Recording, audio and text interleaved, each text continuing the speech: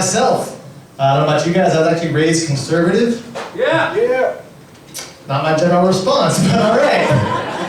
Yeah, I was raised Catholic, and I had a Sports Illustrated subscription growing up.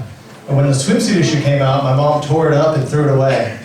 And that's how I learned I was good at puzzles. So a few years later, the internet came out. You remember that happened, it was a thing. And I would print out pictures of naked women in black and white because I'm classy. We didn't have a color printer. And I would take those pictures, put them in a book, hide that book under my mattress, and I saw it on TV. That was a good place to hide things. Problem was, I had a stay-at-home mom, and I was bad at making my bed, so she found them. And replaced all those pictures of naked women with Bible verses. And it is a lot harder to masturbate to Bible verses. Like, it's not impossible, there's some good shit in there, but definitely much more difficult. A little bit more about me. I'm actually, you guys probably can't tell from looking, I actually am mixed race. I'm actually, people look at me like, I don't believe this. Like, yeah, I'm half German, and I'm half Puerto Rican. I tell people, like, man, you don't look Mexican at all. I was like, that's not what I said, white friends. I said, Puerto Rico, it's an island. We cleaned it with towels, remember? Cool. But because of that, I had two very different sets of grandparents growing up. I had one that everything was beautiful and wonderful and optimistic and great, and one that was German. They don't play that game, you know? My German grandmother, what's a good way to describe her? My German grandmother is she's a stone cold bitch. She is 93 years old, has 2 fake hips, and will outlive me, and I know that because she told me so. When I was 4 years old, my German grandmother came to visit me, and she said, Pete, what do you want to be when you grow up? I was like, Grandma, I want to be an actor. And she goes, no, you don't. Those people are attractive.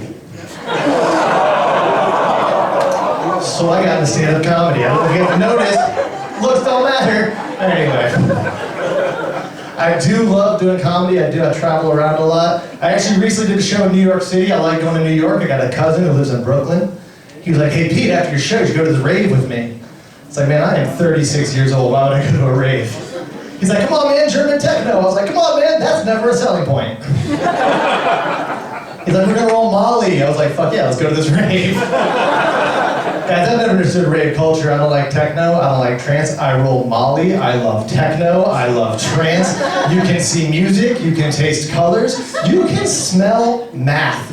I don't know what the active ingredient in Molly is that makes you smell numbers and how they work, but 5 stars on Yelp, okay? So at this rave, I was dancing with this girl, and I felt someone holding my hand, and I was like, oh, okay, all right. And then it occurred to me that the girl I was dancing with was in front of me.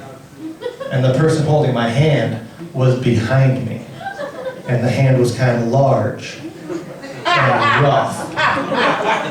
And I turned around to find the largest black man I've ever seen in my life just gently holding my hand. This giant mountain man just sings for us, hey man, you got any cocaine?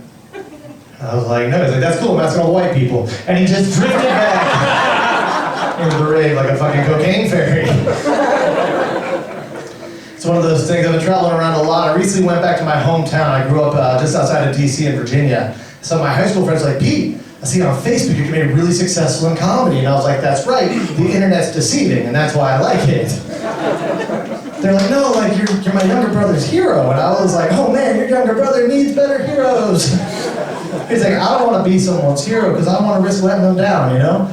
Like for me, my biggest hero growing up was Robin Williams. Love Robin Williams, love his movies, I love his stand-up, one of the best of all time. I just wish he hadn't gotten out the way he did, you know? Like that was really depressing. Like, I wish they just found an open Jumanji board with the dice on clinical depression, right? We could have put the pieces together ourselves, you know?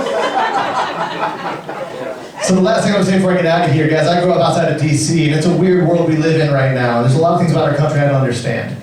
And one of those things is, why do we have a national bird, and why is that bird the bald eagle? It's not even indigenous to most of our country, right? But guys, a little bit of research so that you guys don't have to. And the reason the bald eagle is our national bird is when you look at a bald eagle, the head, the part that makes all the decisions, even when they're wrong, is white. And the body, the part that actually makes it run, is black and brown, just like America.